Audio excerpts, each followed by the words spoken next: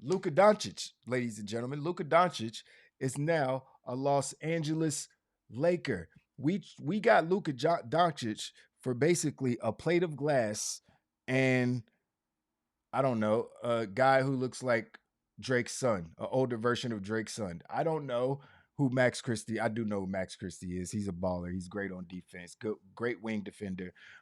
Potential. You know what I mean? Young star in the league. I get him the fuck out of here. Get them all out.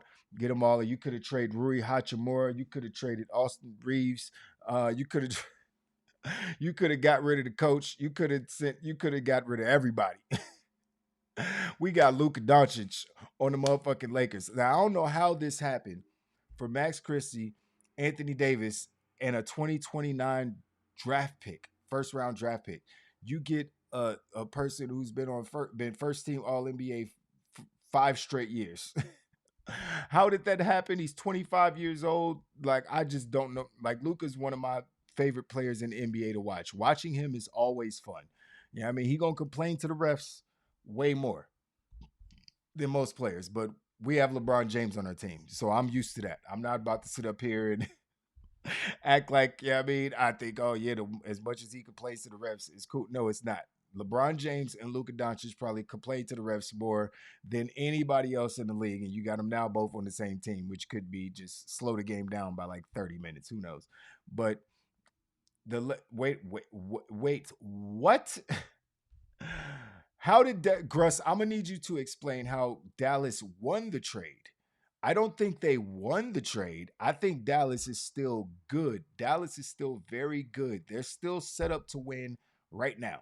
Luca and AD, Kyrie and AD is a crazy combo with Derek Lively and Gafford playing center and PJ Washington potentially playing the three, more three than four. Like that's a crazy lineup. Yeah, you know I mean they got players, man. They got pieces over there in Dallas to where they could still be a very, very good team, even though their odds went down to win the championship dramatically, according to Vegas. Uh, I mean, it makes sense. You lost Luka Doncic, who's top three player in the league, so your odds of winning are going to go down. But I think them getting AD uh, on the backside of his prime, but still in his prime. The man just put up 40 and 20 before he left us. So I'm not about to sit here and act like, it's the worst trade ever. But it could be. I mean, Luka doesn't play the greatest defense, but Luka gets steals. He be getting like 2, 3 steals. Some games, he's a great rebounder. Let's not forget about that. He's averages 7, 8, 9 rebounds every year. He's basically LeBron, the white LeBron James without the hops. You know what I mean? So I can't understand why. No. It's still as far as long term, the Lakers won this trade. It's not even close. It's not even close. We wasn't about to win the chip this year. I'm sorry, as a Lakers fan, I loved my squad. I love AD. He already brought us a ring. So I all due respect to AD. We wasn't about to win the chip. We was probably gonna be a play-in team again. At best, we was gonna be a 4 or 5 seed if we got really hot and got things together. But we already a trash defensive team. Like the worst thing about our team is that we don't play no defense. We can't guard nobody. You know what I mean? So it's not like it's gonna be any worse. But now we can put up 140 a game. So I feel like we're not done. The Lakers is definitely gonna get a center at some point. I wish they could have got Gafford in this deal. I wish that was the case, but obviously, if someone calls you and say we're gonna offer you Luca, you just say whatever you want, whatever you want, whatever you want. Lakers need Dwight Howard back.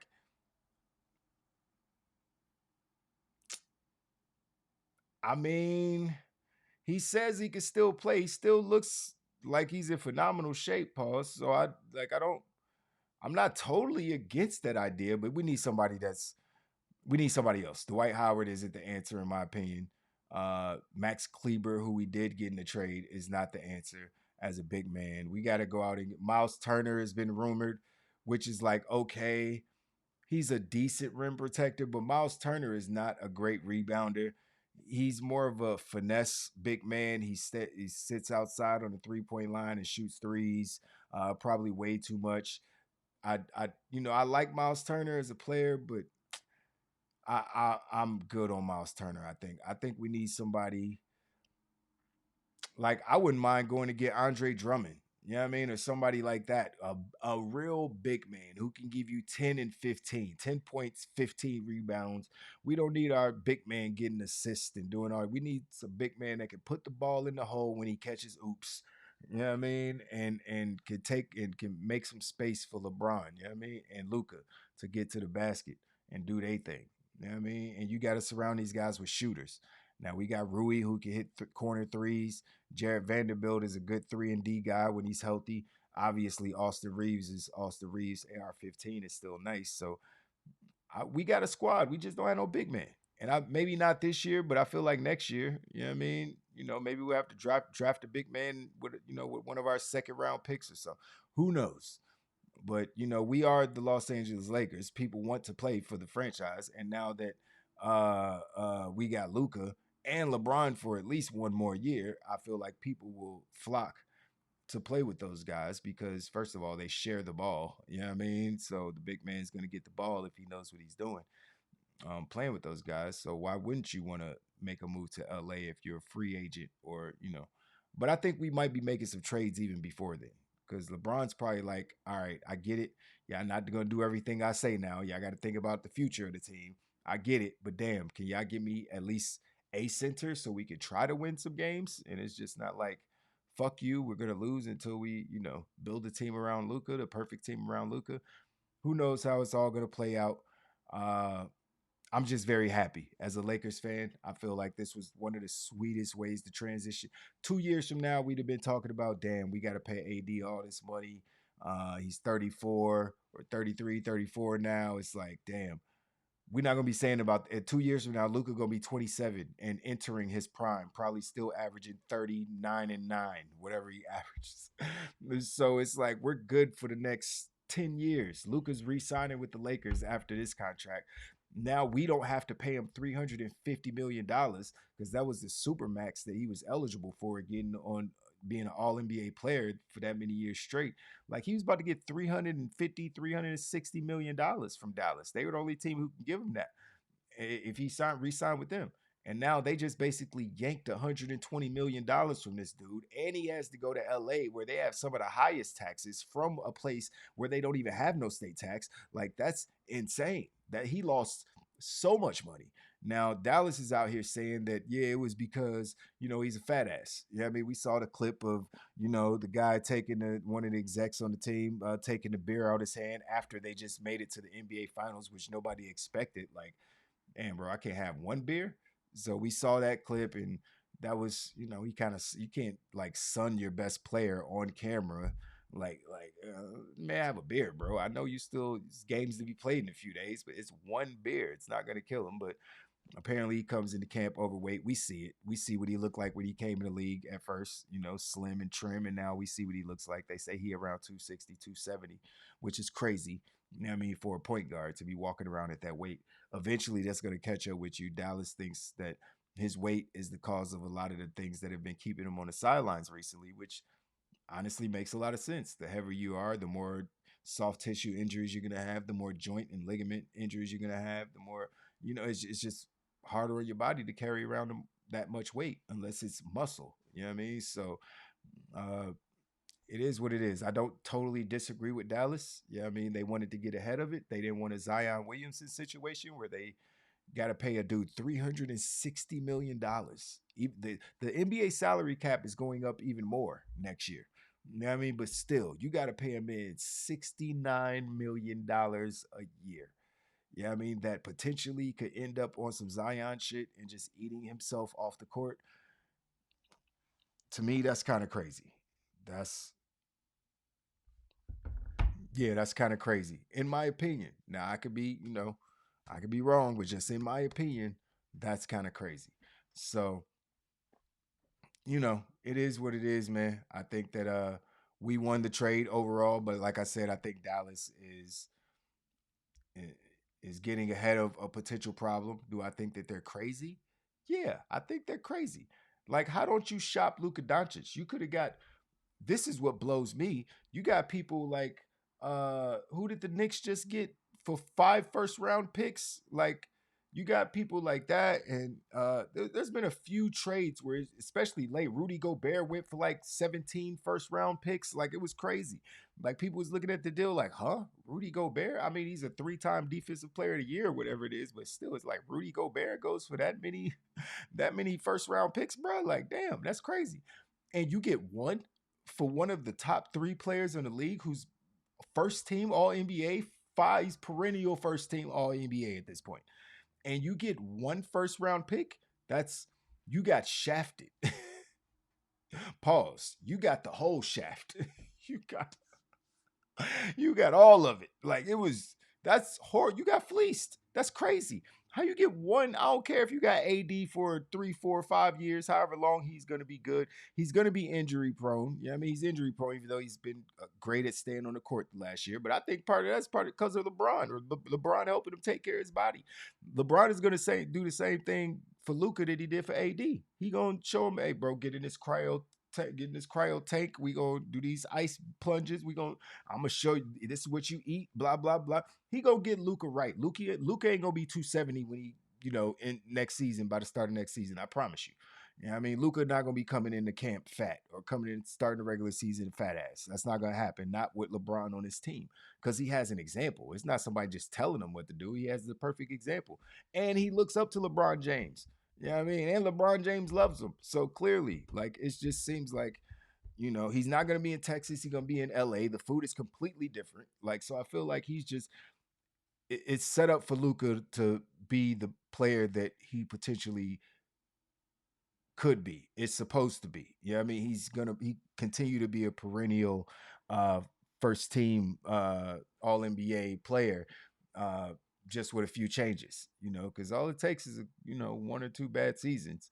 Fall off, you get up his weight balloon to 280 or something, he's moving slower and he's just not doing it. Could happen. Like if you don't have the proper discipline, which obviously he lacks in some areas, those things come back to bite you. But as you put yourself, or the way you avoid that is putting yourself in the right circumstances, which is California, where people eat lettuce for lunch every day.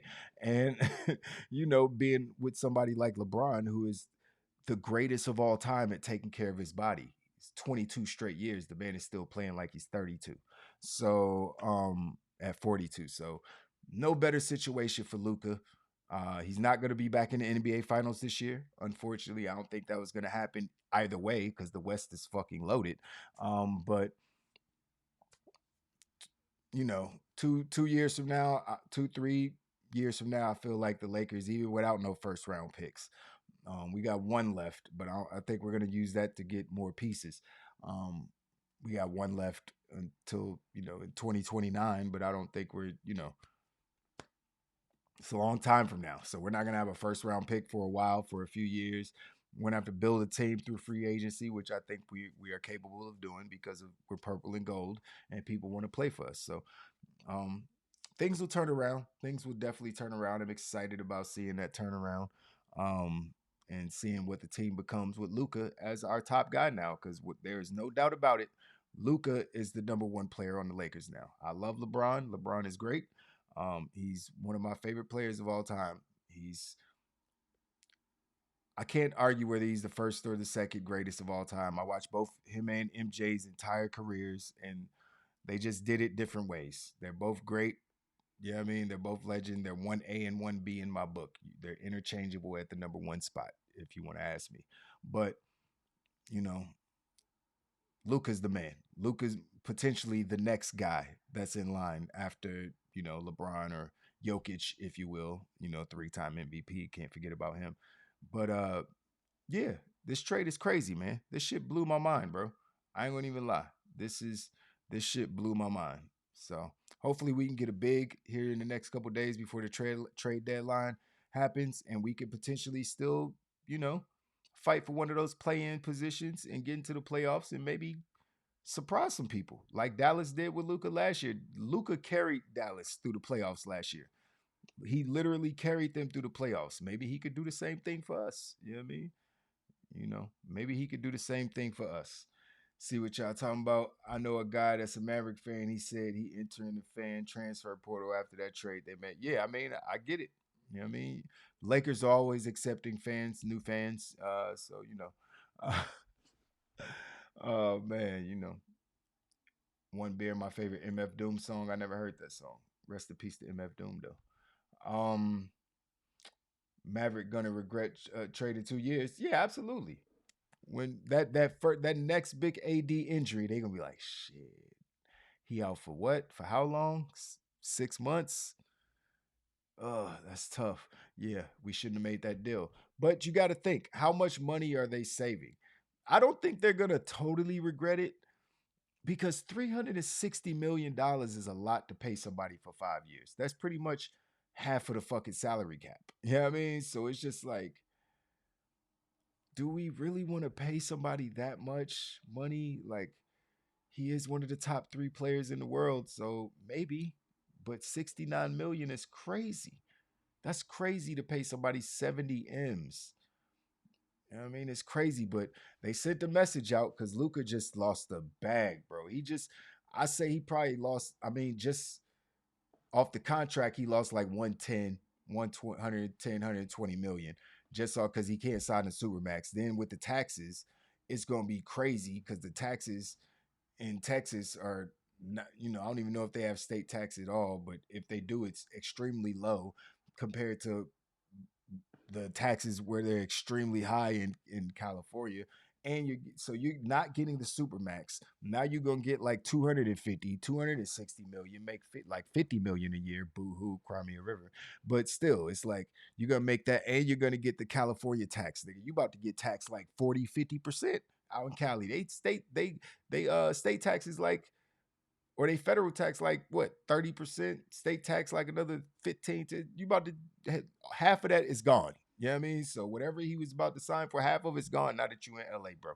So he lost a shitload of money because he refused to eat salads. Like, just go, you know what I mean? You can go to Chipotle instead of Burger King. There's things you could do. And listen, I am a type 2 diabetic, and clearly I am in shape.